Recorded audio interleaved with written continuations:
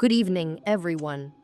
Welcome to today's episode, where we bring you a bone-chilling collection of true Halloween horror stories guaranteed to make your skin crawl. As always, if you enjoy this type of content, please give this video a thumbs up and consider subscribing if you haven't already. And we want to hear from you if you've experienced anything terrifying, whether it's an eerie, unexplained event or a ghostly encounter. Share your story in the comments below. Your tale might just be featured in one of our future episodes. Now, sit back, relax, and maybe grab a blanket. You're about to hear some of the most unsettling true stories that happened on Halloween night. But fair warning, after this, you might think twice before venturing out into the dark. Story 1. The Halloween that could have gone terribly wrong. Our first story takes place on a Halloween night, back in 2006 or 2007. I was around 10 or 11 years old at the time, and like most kids, I had been looking forward to Halloween for weeks. This year was going to be special. It was the first time my parents agreed to let me go trick-or-treating with my friends without adult supervision. My friends and I were thrilled. The excitement was palpable as we gathered in our costumes, our pillowcases ready to be filled with candy. Now, I grew up in a small town, the kind of place where everyone knew each other, and you never really had to worry about strangers. The streets were alive with Halloween decorations, glowing pumpkins lined every driveway, and eerie lights cast long shadows over the sidewalks. Parents stood on their porches, watching over the kids, and there was this unspoken sense of community that made the night feel safe. It was around 7 p.m. when my two best friends and I set out. We were laughing and running from house to house, the thrill of independence fueling our energy. As the night went on, we started to notice something strange. Most of the houses had gone dark. Typically, on Halloween, a dark house means the residents aren't giving out candy. But there was one house, at the end of a cul-de-sac, that still had its porch light on. We were excited. One more house meant one more round of candy.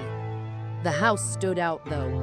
It was slightly older than the others, with overgrown shrubs and no Halloween decorations, except for the dim porch light. We didn't think much of it after all. The light was on, and that meant candy, right? We knocked on the door, and after a moment, it creaked open. A man stood there, smiling down at us. He looked to be in his 40s, definitely not someone I recognized. I knew almost everyone in our small town, but I didn't know him. Despite that, he seemed friendly enough. He welcomed us inside, saying he had some candy to give us. And because we grew up in such a close-knit community, we didn't hesitate. We stepped inside. The moment we walked through the door, I felt uneasy. The house had a warm, inviting glow, and the smell of something sweet hung in the air, but there was something off about it. In the center of the living room was a small table, and sitting on it was a Polaroid camera. The man smiled and told us that he liked to take pictures of the kids in their costumes for the local newspaper. He gestured to a corkboard on the wall, which was filled with Polaroid pictures of other kids from the neighborhood, all smiling in their Halloween costumes. At that moment, I felt a pit form in my stomach. Something didn't feel right, but my friends were already posing for the camera, so I went along with it. He snapped our picture, handed us some candy, and sent us on our way. When I got home, I casually told my mom about the man and how he took our picture. Her reaction was immediate. Her face went pale, and she grabbed the phone. She called the other moms, and within minutes, my friends and I were getting a long lecture about stranger danger. We searched every local newspaper over the next few weeks, looking for the picture of us in our costumes. But there was nothing. No photo. No mention of kids in costumes. To this day, I wonder what that man really wanted. And I consider myself lucky that nothing worse happened that night. Story 2. a creepy full moon Halloween. Our next story takes place on Halloween night, 2 years ago. And let me tell you, it's one that still gives me the chills just thinking about it. It all started when I got a job at a small pizza shop in my hometown. It wasn't anything fancy, but I enjoyed it. One of the best parts of the job was the friendships I made. I quickly became close with a woman who cleaned the bar next door early in the mornings. She was intriguing. She had this dark, mysterious style, almost like she belonged in a Halloween movie herself. Over time, we got to know each other, and she invited me over to her place a few times. Let's call her Evelyn. When I first stepped into Evelyn's house, it was like walking into a horror museum. Every corner was decorated with spooky items, dried flowers, black candles, strange stones, and even a human skull sitting proudly on a shelf. The atmosphere was unsettling, but Evelyn herself was so warm and friendly that I quickly got used to it. The skull? It was apparently her prized possession, something she got from a friend years ago. Now, fast forward to Halloween 2020. It was a full moon, and Evelyn was excited. Halloween was the only holiday she really celebrated, so she wanted to make it special. By this point, another friend of ours, a cook from the pizza shop, had started to get on our nerves. He was always hanging around, acting annoying, and Evelyn and I decided it was time to play a prank on him. Evelyn's daughter came up with a plan. We'd take him to the oldest cemetery in town at midnight, smash a fake debug box, a box said to trap spirits, and scare him senseless. It sounded like fun, so we went along with it. On Halloween night, we met at Evelyn's house around 11:30 p.m. She had done an incredible job making the debug box. It looked old, worn, and mysterious. I brought along my EVP recorder and an EMF detector, just to add to the spooky atmosphere. As we drove to the cemetery, the EMF detector, which wasn't even turned on, suddenly started beeping. We laughed it off, but I couldn't shake the feeling that something was off. When we arrived at the cemetery, the air was thick with tension. The moonlight bathed the tombstones in an eerie glow, and the entire place felt like it was from another world. We found a quiet spot in the back of the cemetery, away from everything, and sat in a circle. Evelyn poured a ring of salt around us, telling us not to leave the circle until we were finished. We set up the EMF detector and started using a spirit box app. The first thing it said sent a shiver down my spine. "Let me out." The EMF detector went crazy, lighting up and beeping wildly. My heart raced. I couldn't shake the feeling that we weren't alone. I turned to Evelyn, and before I could say anything, we all froze. Footsteps. Clear as day, we heard footsteps coming from the woods around us. But when we looked, no one was there. "I think we need to get out of here," the cook said, his voice shaky. "I hear people, but I don't see anyone." That was all it took. Evelyn's daughter smashed the debug box, and we ran for the car. We didn't stop running until we were safely back at Evelyn's house. But the weirdness didn't end there. Since that night, none of us have felt the same. It's like something followed us home. Every now and then, I catch glimpses of shadows in the corner of my eye, and I feel like I'm never truly alone. I don't know if we let something out that night, but whatever it was, it hasn't gone away. Story 3. Haunted by Spirit Halloween. Our final story is a little more recent. It happened in the fall of 2021 when I took a job at Spirit Halloween, the seasonal store that sets up in vacant buildings for a few months every year. You've probably seen them. They pop up in random locations, filled with costumes, decorations, and everything you need for a spooky season. That year, Spirit Halloween opened a store in my small town, in a building that had been empty for years. It was an old building, part of our town's history, and it had a reputation for being haunted. I didn't think much of it at first. I love horror, so I was excited to work there. When I started the job, things seemed normal enough. My coworkers were great, and we spent our days setting up the displays and helping customers find costumes.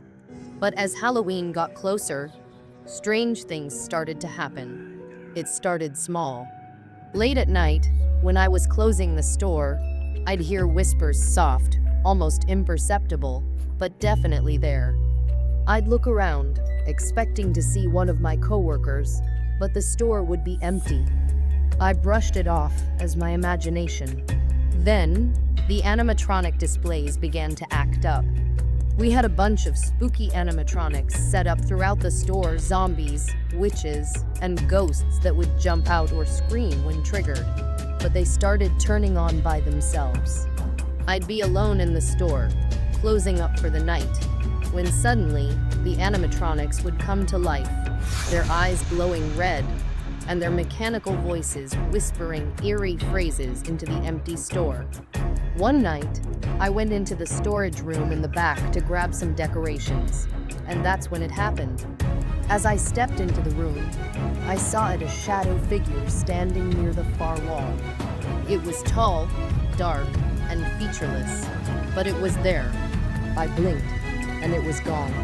After that, I never stayed in the store after hours again. To this day, I wonder if that building really was haunted. Maybe the rumors were true, and Spirit Halloween had set up shop in a place that was already filled with ghosts. That brings us to the end of today's stories. I hope they've left you feeling unsettled and maybe even a little spooked. As always, we'd love to hear your stories, whether they're about ghostly encounters or unexplained events. Leave your experiences in the comments, and who knows? Your story might just be featured in one of our future episodes. Thanks for watching. And remember, sometimes the things that go bump in the night are a little closer than you think.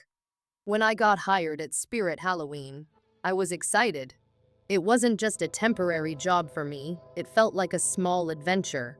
The spooky decorations, the eerie atmosphere, and the weirdly comforting smell of plastic costumes mixed with air freshener made it feel like I was living in a Halloween dream every day. Plus, I was always good with people, and I knew I could handle being a cashier, even if some customers were difficult. For the most part, customers were friendly, but every now and then, we'd get someone who was impatient, rude, or just in a bad mood. I remember one customer who came in a week before Halloween. The line was long, and she kept complaining about how slow everything was moving. She kept muttering under her breath, "I don't have all day," and tapping her fingers on the counter when it was finally her turn. Despite her attitude, I smiled, rang up her items, and made sure she left with a pleasant experience. That's something I've always prided myself on, staying calm and treating everyone with respect, no matter how rude they might be. But nothing prepared me for the strange events that would happen toward the end of the season. It was a few days after Halloween, and the store was winding down for the year. We were offering a 25% discount on everything. And while we had some shoppers trickling in, the store was much quieter than usual. It was November 1st, the second to last day before the store would close for the season. I was working the 4 to 8 p.m. shift that night with a couple of coworkers, and everything seemed normal. During my break, I went to the back room to grab a snack and relax for a bit. When my break was over, I headed back to the front of the store to start my shift again. As I walked past the racks of costumes and props, I suddenly heard someone call my name. "Sarah." The voice was clear, coming from the direction of the back room where I had just been. I stopped in my tracks, turning around, expecting to see a coworker who needed help, or maybe a friend from school who had dropped by. But when I looked, no one was there.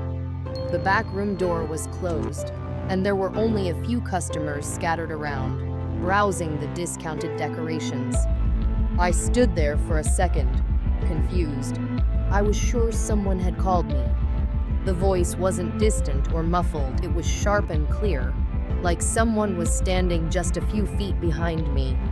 But I didn't see anyone, and nobody else seemed to notice anything strange.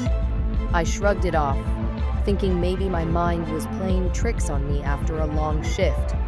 Besides, whoever needed me would come find me at the registers, right? As the evening went on, the store got quieter. By around 7 p.m., it was just me, another sales associate, my manager, and the assistant manager in the store. Hardly any customers had come in, even with the big sale. For a while, I was the only one in the main part of the store. My coworker had gone to the back room to restock a few items. My manager was doing some paperwork in the office, and the assistant manager had just stepped into the restroom. It felt strange to be alone in such a large store, especially one filled with spooky decorations. The eerie silence was unsettling, but I tried to focus on tidying up the shelves. That's when something caught my attention. About 20 or 30 feet away from me, one of the animatronics suddenly turned on. If you've ever been to a Spirit Halloween, you know the animatronics are designed to scare people.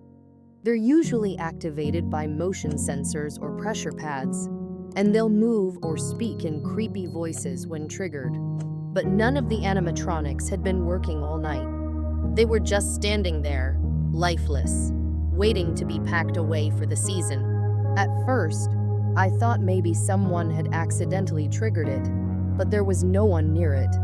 The store was practically empty, and the animatronics were supposed to be turned off anyway. I stared at the figure for a moment as it jerked and twitched, its voice crackling through the speakers. It was one of those zombie-like creatures, its eyes glowing red as it growled something unintelligible. I figured it must be a glitch. Maybe the power had surged, or the animatronic was faulty. I turned away, trying not to let it get to me. But the uneasiness lingered. As the night went on, the store remained eerily quiet. Near the end of our shift, I found myself sitting on one of the counters at the front, swinging my legs as I stared out into the empty store. My assistant manager was in front of me, doing paperwork, and my coworker was still in the restroom. I wasn't really paying attention to anything specific, just zoning out after a long, slow day. That's when I saw it. Out of the corner of my eye, near one of the shelves, I noticed something that didn't belong. At first, I thought it was just a reflection, maybe from the lights in the store or something outside. But when I looked closer, I realized it wasn't a reflection at all.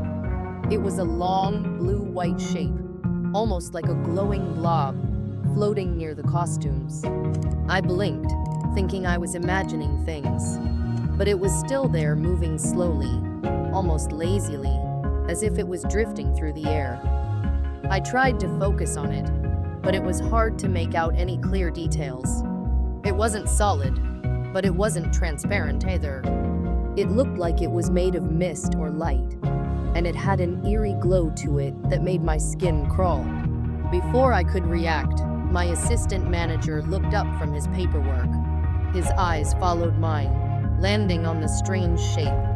"That's weird," he said, his voice low. "I thought I saw something." The moment he spoke, the shape seemed to melt into the air, disappearing as quickly as it had appeared. We both stared at the empty space where it had been, unsure of what to make of it. I turned to him, wide-eyed. "You saw that too, right?" I asked, my voice shaking a little. "Yeah," he said slowly, "but it's gone now." We didn't talk much about it after that. The shift ended, and we closed up the store. But the image of that glowing shape stayed with me long after I left. The next day, I mentioned it to my coworkers, expecting them to laugh it off or tell me I was imagining things. But to my surprise, several of them had experienced strange things in the store too. Some said they'd heard noises in the back room, like footsteps or voices when no one else was there. Others swore they'd seen things move on their own, costume bags shifting or falling off shelves for no reason. It wasn't exactly terrifying, but it was enough to make me wonder. Maybe the store was haunted. Spirit Halloween stores are always packed with people during the fall, but as soon as the crowds disappear and the season comes to an end, the atmosphere changes. It's like the energy that fills the place during the busy season fades away, leaving something else behind. Whatever it was, it didn't seem to want to hurt anyone. Maybe it was just curious, or maybe it was bored now that the store was empty. Either way, it added a little extra excitement to my time working there. Part 2. The Gypsy Woman. When I was about 7 or 8 years old, my family lived in a small rural town where almost everyone owned a farm. Our house was about 5 miles away from the farmland, and we lived a quiet, peaceful life. My dad worked a regular job during the day, and my mom managed our small farm, taking care of the animals and crops. It was the kind of place where everyone knew each other, and crime was rare. But that summer, a group of gypsies started coming through the area. People said they were thieves, stealing crops from farms, and even robbing people. The stories made everyone nervous, especially women who worked alone on their farms. My mom stopped going to the farm for a while, staying home with me to keep us safe. Our house was pretty isolated. Most of our neighbors lived several blocks away, and during the day, the area was almost deserted since everyone was working on their farms. We didn't have a landline, so if we needed to make a call, we had to walk to a payphone 2 blocks away. My dad carried the only cell phone we owned, so when he was at work, we were completely cut off from communication. One day, my grandpa came to visit us. He was a big, tall man, and I always felt safe when he was around. I was playing at the dining table with my back to the front door, while my mom was busy in the kitchen, cooking and humming to herself. Grandpa was in the guest room, probably freshening up after his long trip. Everything seemed normal until I noticed something strange. My mom's humming suddenly stopped, and when I turned to look at her, her face was pale. Her eyes were wide with fear, and she dropped the knife she was holding. I followed her gaze to the front door, and that's when I saw her, a woman standing in our house. She was tall, much taller than my mom, and she was holding a sickle in one hand. Her clothes were dirty and tattered, and she was covered in jewelry that clinked softly as she moved. It didn't take me long to realize she was one of the gypsies we'd been hearing about. My mom grabbed a small kitchen knife and stepped in front of me, her voice trembling as she yelled at me to run to Grandpa. But I couldn't move. I was frozen in place, my eyes locked on the woman who had somehow slipped into our house without making a sound. The woman didn't say anything. She just stood there, staring at us with a strange look in her eyes. She didn't seem scared or angry, just calm, almost like she was trying to act like nothing was wrong. But the sickle in her hand told a different story. My mom's voice was shaky as she called out again, urging me to run, but I couldn't make my legs work. Suddenly, my grandpa burst out of the guest room, his booming voice filling the small house. He stormed toward the woman, shouting at her to get out. She took a step back, her eyes flicking between my grandpa and the door. Without a word, she turned and slipped out, disappearing into the afternoon light as quickly as she had come. My mom locked the door behind her, her hands trembling as she fumbled with the latch. Grandpa tried to calm her down, but she was still shaking.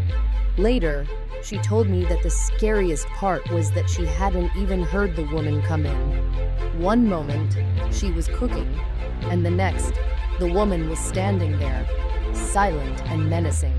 If Grandpa hadn't been there, who knows what could have happened?